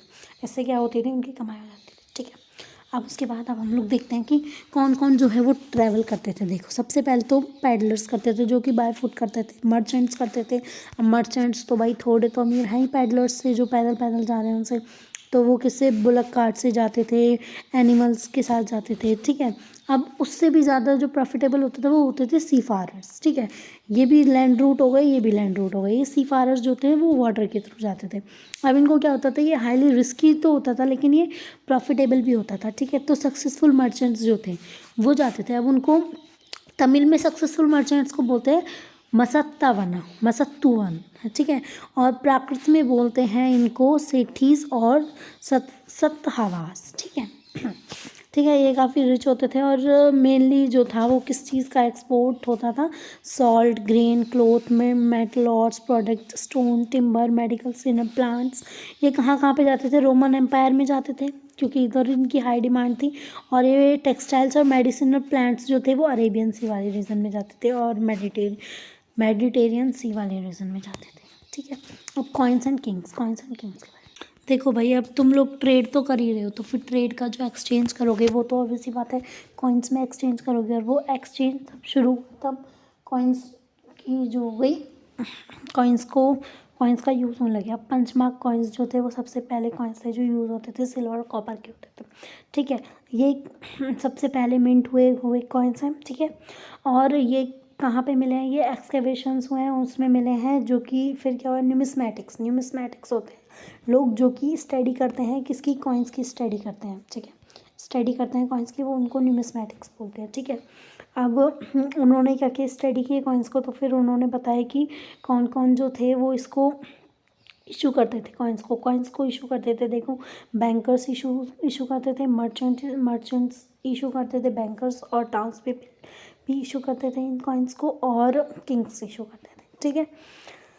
ओके, फिर उसके बाद हमें जो सबसे पहले जो हमें कॉइन्स मिले हैं उन पे हमें जो इमेज मिली है, नेम्स और इमेज मिली हैं, वो हमें रूलर्स की मिली है। कौन से रूलर्स की मिली है, इंडो ग्रीक रूलर्स की मिली है, ठीक है, जो कि 2nd सेंचुरी में एस्टेब्लिश हुआ था नॉर्थ वेस्ट पार्ट में, ओके। फिर उसके बाद हमें पता चलता है कि जो कुशानास थे, कुशानास के बारे में हमने पहले पढ़ा था ना, हाँ, वो कनिष्क वाले ही जो कि अपने आप को डिवाइन किंग बोलते थे। तो उन्होंने क्या किया था, उन्होंने फर्स्ट गोल्ड कॉइन्स इशू किए थे 1st सेंचुरी में, ठीक है। और 2nd सेंचुरी में इंडो ग्रीक्स के ये मिले थे, मतलब ये 2nd सेंचुरी पहले आती है, उसके बाद 1st सेंचुरी आती है। I hope you understand, okay. फिर उसके बाद आते हैं ये, अब देखो ये जो कुशानास के जो गोल्ड कॉइन्स मिले हैं, ठीक है। तो इनके जो कनेक्शन थे ना, ये कॉन्टेम्प्ररी उसी टाइम के रूरल रोमन एम्पायर्स और पर्थियन रूलर्स जो कि ईरान के थे, ईरान और रोमन के एम्पायर जो थे उनके गोल्ड कॉइन्स से ही मैच करते हैं। और उनके गोल्ड कॉइन्स जो हैं वो भी हमारे यहाँ पे मिले हैं और हमारे जो कॉइन्स हैं वो उनके वहाँ पे मिले हैं। तो इससे हमें पता चलता है कि जो कॉइन्स से हमें पता चलता है कि जो ट्रेड है वो कितना, जो ट्रांजैक्शन है वो कितना हाई फाई, मतलब कि इसकी कोई बाउंड्रीज ही नहीं थी। जैसे कि जो साउथ इंडिया था, इसमें एग्जांपल दिया गया है, जो कि साउथ इंडिया था उसके कुछ भी रोमन एम्पायर्स थे, उसका रोमन एम्पायर्स के लोग जो थे वो साउथ इंडिया में नहीं आए थे, लेकिन फिर भी उनके जो कॉइन्स हैं वो इधर मिलते हैं। तो फिर इससे हमें पता चलता है कि जो पॉलिटिकल बाउंड्रीज थी उनसे भी दूर तक कनेक्शंस होते थे ट्रेड के, ठीक है। ट्रेड ज़्यादा कनेक्टेड था, ना कि पॉलिटिकल बाउंड्रीज। देखो, फिर अब हमें पता चलता है कि जो ट्राइबल कम्युनिटीज़ थी, जैसे कि ट्राइबल रिपब्लिक्स थे जो कि यहूदियास थे, जो कि पंजाब हरियाणा में रहते थे, अब वो 1st सेंचुरी में रहते थे। अब आर्कोलॉजिस्ट ने ये भी फाउंड किया है कि कॉपर कॉइन्स मिले हैं उनके उधर से, मतलब कि यहूदियास भी थे, वो भी ट्रेड करते थे, वो भी इकोनॉमिक एक्सचेंज के लिए कौन से कॉइन्स यूज़ करते थे, कॉपर कॉइन्स। और जो गोल्ड कॉइन्स थे वो कौन यूज़ करते थे, कुशानास यूज़ करते थे, ठीक है। फिर उसके बाद हम लोग आते हैं गुप्ता एम्पायर पे, गुप्ता रूलर्स पे। जो एकदम प्योर फाइनेस्ट क्वालिटी के जो गोल्ड कॉइन्स मिले हैं वो हैं गुप्ता रूलर्स के टाइम पे मिले हैं, जो कि लॉन्ग डिस्टेंस जो ट्रेड ट्रांजेक्शन थे उसमें किंग को बेनिफिट करते थे, ठीक है। तो फिर अब इसके बाद इसमें ये दिया गया है कि 6th सेंचुरी के बाद क्या हुआ था कि जो कॉइन्स थे वो टेपर ऑफ हो गए थे, मतलब कि गोल्ड कॉइन्स जो थे, मेजरली जो गोल्ड कॉइन्स थे उनकी वो मतलब कि गोल्ड कॉइन्स मिलने कम हो गए थे, बाकी कॉपर सिल्वर वगैरह ये सब तो मिलते थे। लेकिन तो फिर इसके पीछे कारण क्या था कि गोल्ड कॉइन्स क्यों कम हो गए, तो फिर इसके पीछे हिस्टोरियंस ने बोला कि ये या तो कोई इकोनॉमिक क्राइसिस होगा, ठीक है। और कुछ ने ऐसे बोला कि हमारा वेस्टर्न रोमन एम्पायर से लॉन्ग डिस्टेंस का जो ट्रेड था वो ख़त्म हो गया था, तो फिर कम हो गया था, तो फिर इसलिए वो कम हो गया। और फिर कुछ लोग बोलते हैं कि इसलिए जो था वो हमारी प्रॉस्पेरिटी पे, मतलब कि देखो भाई कि अगर रोमन एम्पायर वाले लोग हैं वो हमसे वो चीज़ें लेंगे, ठीक है, वो चीज़ें हमसे लेंगे और फिर वो हमें उसके बदले क्या देंगे, गोल्ड के कॉइन्स देंगे। तो फिर क्या होता है कि हमें हमारा तो वो हो रहा है, लेकिन अब उनका जो ट्रेड था वो वीक पड़ गया, उनका ट्रेड वीक पड़ गया, तो फिर क्या होगा, हमारे पास भी जो गोल्ड कॉइन्स आए थे वो कम आएंगे। तो फिर या फिर तो ऐसे हो गया होगा, या फिर ये लोग ऐसे बोलते हैं कि कुछ ना कुछ तो प्रॉब्लम हुई थी जिसकी वजह से क्या थे, जो गोल्ड कॉइन्स थे वो कि मिलना बंद हो गए थे, ठीक है। अब उसके बाद ये देखो, ये गुप्ता के गोल्ड कॉइन्स हैं, ये यहूदियास के ये कॉपर कॉइन्स हैं, है ना, ये पंच मार्क कॉइन्स हैं, ये ऐसे पंच करके मार्क किया हुआ है, देखो कैसे धसे हुए कॉइन्स हैं, ठीक है। ये इंस्क्रिप्शंस होती हैं बेस टू बेस। अब हम लोग जहाँ पे हमने शुरुआत करी थी खरोष्ठी और ब्राह्मी लिपि में, वहीं पे हम लोग फिर से आ गए हैं, इंस्क्रिप्शंस डेसिफर कैसे हुई। इससे पहले हम लोग रिवाइज कर लेते हैं कि हमने अभी तक क्या क्या पढ़ लिया। हमने ट्रेड के बारे में पढ़ लिया है, ट्रेड कैसे होता था, कॉइन्स से होता था ट्रेड, ट्रेड जो थे वो रूलर्स करते थे, और कौन कौन करते थे, और क्या ट्राइबल्स भी करते थे, ठीक है। लेकिन गोल्ड के जो कॉइन्स थे वो मिलना बंद हो गए थे, ठीक है। टाउन्स एक सिटीज़ होती थी जिनमें लोग रहते थे, और वो क्या क्या करते थे, वो ट्रेड करते थे। ये यहाँ तक हमने पढ़ लिया, ठीक है। अब हम लोग आते हैं बैक टू बेसिक्स। देखो भाई, अब डेसिफरिंग ब्राह्मी लिपि को, ठीक है, ब्राह्मी लिपि को कैसे डेसिफर किया गया। तो फिर जो ईस्ट इंडिया कंपनी के जो यूरोपियन लोग थे, क्योंकि अब उन्हें इंडिया के बारे में जानना था, अब इंडिया के बारे में जानने के लिए उन्होंने क्या किया, इंडियन पंडित्स की क्या ली, हेल्प ली। किसी भी इंस्क्रिप्शन को जानने के लिए उन्होंने क्या किया, बंगाली और देवनागरी लिपि का मिक्स करके और लेटर्स को कंपेयर किया, और फिर उसके बाद संस्कृत को भी कंपेयर किया, संस्कृत को भी लाए वो। फिर उसके बाद उन्होंने क्या किया कि अशोक की ब्राह्मी स्क्रिप्ट जो थी उसमें उन्हें पता चला कि तो प्राकृत का कुछ वर्ड्स जो हैं वो मैच हो रहे हैं। मतलब कि मान लो जैसे कि इसमें देखो ये दिखाया गया है कि कुछ वर्ड्स को ये लोग ऐसे मैच करते थे, ऐसे मैच करके देखते थे कि हाँ ये इससे मैच हो रहा है, मतलब इसका मतलब ये हो सकता है। तो फिर ऐसे बहुत ही ज़्यादा पेनस्टेकिंग जॉब के बाद, इन्वेस्टिगेशन के बाद, बहुत ज़्यादा मेहनत करने के बाद जो जेम्स प्रिंसिप है उन्होंने 1838 में अशोक की ब्राह्मी स्क्रिप्ट को डेसिफर कर लिया। कौन से वर्ड को किया था, पियादशी वर्ड को किया था, जो हमने फर्स्ट में पढ़ लिया, ठीक है। अब देखो, अब ये हम देखते हैं कि खरोष्ठी को कैसे किया। खरोष्ठी की जो चीज़ है वो थोड़ी अलग है कि ब्राह्मी लिपि को तो डेसिफर करने में, ब्राह्मी स्क्रिप्ट को डेसिफर करने में काफ़ी टाइम लगा कि उन्होंने बहुत ज़्यादा पेंसटेकिंग जॉब की, लेकिन खरोष्ठी को करने में इतना उनको ज़्यादा टाइम नहीं लगा। उन्होंने क्या किया, इंडो ग्रीक किंग्स के जो थे वो कॉइन्स देखे, तो उसमें क्या था, उन कॉइन्स में क्या था कि जो कुछ भी एक वर्ड था, वर्ड मतलब कि कुछ भी जो लिखा हुआ था वो ग्रीक में भी लिखा हुआ था और खरोष्ठी लिपि में भी लिखा हुआ था। तो जो चीज़ें जैसे ग्रीक लैंग्वेज तो आती थी, तो फिर खरोष्ठी भी ऐसे लगा लिया कि अच्छा इसका मतलब ए का मतलब ऐसे लिखते हैं, ऐसे पता चल गया। तो अब हम लोग देखते हैं कि अब इन्होंने इतनी मेहनत से ये सारी की सारी इंस्क्रिप्शंस को डेसिफर किया, तो उससे उन्हें फ़ायदा क्या हुआ, ठीक है, हिस्टोरिकल एविडेंसेस क्या मिले। अब आप देखोगे कि ये वाला जो एक ऑर्डर है किंग का, ठीक है, इसमें जो किंग का नाम नहीं दिया हुआ, इसमें किंग की जगह क्या लिखा हुआ है, नाम की जगह देवानापिया पियादसी, ठीक है। तो अगर जो इंस्क्रिप्शंस को अब पता नहीं चलाया जाता कि ये देवाना प्रिया का मतलब क्या है या पियादसी का मतलब क्या है, तो फिर हम लोग कभी भी नहीं पढ़ पाते। जैसे कि ये जो दिया हुआ है, ये देवाना प्रिया पियादसी जो है वो अशोक के लिए यूज़ किया हुआ है, ठीक है। और अगर हम लोग इसको ट्रांसलेट नहीं कर पाते तो अशोक की हिस्ट्री हमसे आधी रह जाती, हमें पता ही नहीं चलता कि ये जो चीज़ है ये अशोक के लिए यूज़ हुई है। जिसकी देवाना प्रिया का यहाँ पे मतलब बताया गया है, beloved of the gods, okay. और पियादसी का मतलब पीजेंट्स टू बी, ठीक है, ओके। तो फिर यहाँ पे अशोक का नाम कहीं पे भी मेंशन नहीं किया हुआ, अशोक का नाम कहीं पे भी मेंशन नहीं किया हुआ, मेंशन बस क्या किया हुआ है, उसकी जो ये है, उसकी जो पदवी टाइप है, ये चीज़ जो है वो यहाँ पे यूज़ की गई है।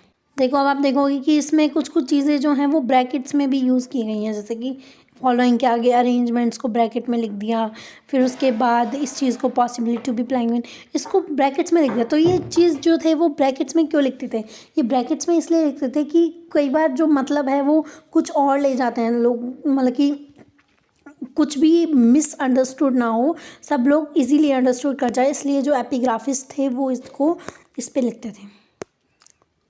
ठीक है, हाँ देखो देखो देखो देखो, जैसे कि ये खरोष्टी लिपि का एग्जांपल दिया हुआ है।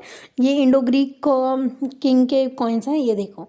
ये तो इसमें लिखा हुआ है, इंग्लिश में लिखा हुआ है या फिर किसी भी ग्रीक लैंग्वेज में लिखा हुआ है, और ये खरोष्टी लिपि है। ठीक है, ओके। तो फिर अब हम लोग आ जाते हैं यहाँ पे। अब देखो, अब जो हिस्ट्रीज थी, अब हिस्टोरियंस को क्या चीज़ का पता चला है? हिस्टोरियंस को पता चला है कि जो राजाओं ने क्या किया हुआ था, इम्पोर्टेंट रूट्स पे भी इंस्क्राइब किया हुआ था, नेचुरल रॉक्स पे, मतलब कि रॉक्स पे इम्पॉर्टेंट जो रूट्स थे उनके बीच में भी इंस्क्राइब किया हुआ था, और जो भी पास वगैरह थे, ठीक है, उन सब पे ऐसे इंस्क्राइब किया हुआ था। तो फिर इससे हमें क्या पता चलता है? अपने ऑर्डर्स को इंस्क्राइब कर देते थे वो लोग। तो इससे हमें क्या पता चलता है कि क्या लोग सच में इतने ज़्यादा लिटरेट थे कि वो प्राकृत को समझ पाते थे? पाटलिपुत्रा की जो प्राकृत थी, क्या लोग सच में इतने इंटेलिजेंट थे कि वो उन्हें, इंटेलिजेंट मतलब लिटरेट थे कि वो उन्हें समझ पाते थे, या फिर किंग के ऑर्डर्स क्या सच में फॉलो होते थे जो वो इंस्क्राइब करता था, या फिर वो बस ऐसे ही इंस्क्राइब करता था?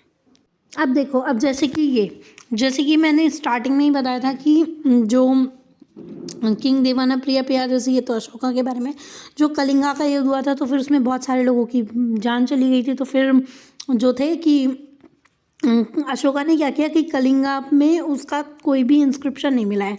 मतलब इससे क्या हमें पता चलता है कि जो अशोका थे उन्होंने कलिंग को कभी भी कनकर नहीं किया, उन्होंने युद्ध करके उसको वापस छोड़ दिया। क्यों? क्योंकि वो बहुत ज़्यादा एंग्विश मतलब वो बहुत ज़्यादा सैड थे या फिर पेन में थे कि, तो फिर इस एंग्विश को दिखाने के लिए उन्होंने ये चीज़ इंस्क्राइब करवाई कि कलिंगा में जो हमारा युद्ध हुआ था उसको हमने कभी भी काउंटर नहीं किया। ये चीज़ उन्होंने इंस्क्राइब करवा ली। तो ये किंग का तरीका होता है कि उस वो जो इम्पोर्टेंट चीज़ें हैं वो इंस्क्राइब करवा देते हैं। ठीक है, अब ये कुछ लिमिटेशंस हैं जो हैं इंस्क्रिप्शंस की। ठीक है, अब हम इंस्क्रिप्शंस को क्या है इसकी पूरी जो है वो पूरा हिस्ट्री हमें इंस्क्रिप्शंस नहीं बताती हैं। क्यों नहीं बताती हैं? देखो, इनकी बहुत सारी लिमिटेशंस हैं, टेक्निकल लिमिटेशंस हैं। एक तो कि इंस्क्रिप्शन पे क्या है, इतना कुछ गड़ा के नहीं लिखा होता, फ्लेंटली लिखा हुआ था, हल्का सा एनग्रेव हुआ होता है। तो फिर उसको रिकन्स्ट्रक्ट करने में कि क्या लिखा हुआ है हमें ही समझ में नहीं आता, और कुछ चीज़ें क्या है डैमेज्ड हैं। तो फिर हमें क्या अपने मन से उसको बनाना पड़ता है कि शायद ये होगा, तो फिर वो एग्जैक्टली सेम हमें नहीं मिलता। ठीक है, लेटर्स मिसिंग होते हैं कुछ। ठीक है, और हमें एग्जैक्ट मीनिंग जो है उस चीज़ का हमें नहीं मिल पाता है। ठीक है, स्पेसिफिक पर्टिकुलर प्लेस के बारे में हम लोग कुछ गलत सोच रहे होते हैं कि हो सकता है ये वाला एरिया हो, लेकिन ये वाला एरिया नहीं होता है। ठीक है, और सब कुछ ही जो है वो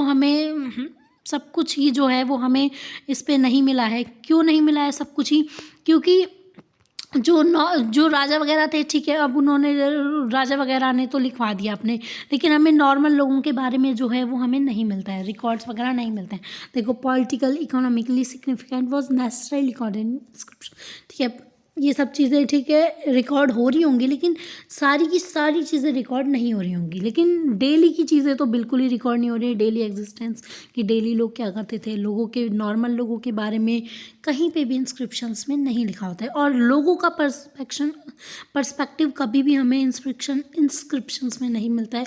हमें इंस्क्रिप्शंस में बस यही मिलता है जो कि राजा हमें बताना चाह रहा है, कि राजा की तारीफ़ें या फिर सब कुछ भी। ठीक है, जो भी हमें उसका ही पर्सपेक्टिव पता चलता है, जो उसे कमीशन करता है कि हाँ तुम मेरे बारे में लिखो, और फिर बस राजा का ही पर्सपेक्टिव हमें पता चलता है। इसलिए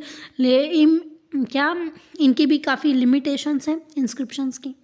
तो हमारा ये चैप्टर आज यहाँ पे ख़त्म हो चुका है। I hope you understand the whole chapter. Okay, thank you very much for देखने के लिए। Okay, so now you can learn these timelines and questions के लिए अलग से सेशन। Okay, bye bye.